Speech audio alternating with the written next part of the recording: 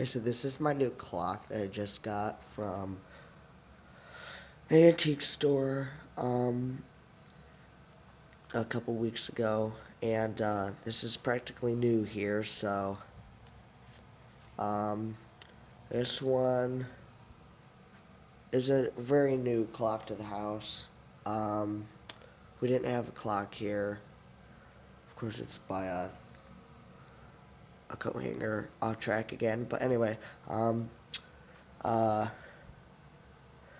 yeah, and plus it's cool because it has shelves on it that you can put stuff on. So this is an angel blowing a horn, Jesus, an angel, a pottery pot, whatever thing, a pot, my grandparents which are dead, and then Mary. Um, and you know what's kind of cool about this thing is? Secret compartment. Um, CD cleaner,